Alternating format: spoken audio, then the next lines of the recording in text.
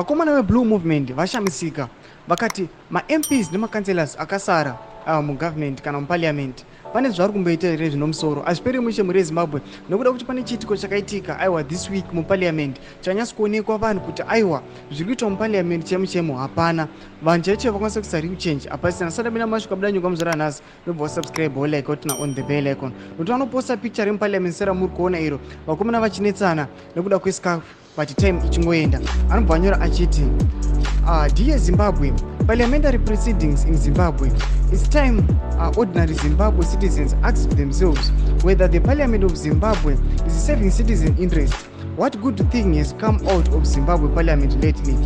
When will the $40,000 each parliamentarian received be returned? The scarf. Ambesa question mark chiti aiwa vanongopinda muparliament vonotaura about the scarf but now dzinenge dzine national interest now dzinoita kuti Zimbabwe ibudirire national development havambozvitauri nhau idzi zvikungonetsa nongokweshana kwavo chete vangotaura nhau dzemascarf vanoposta toona rimwe picture aiwa ri kuZambia vachinyatsokumbira parliament yemuZimbabwe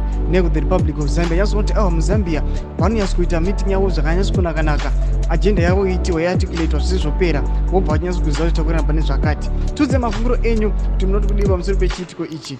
pinai mucomment section medu musangano subscribe like totina on the bell.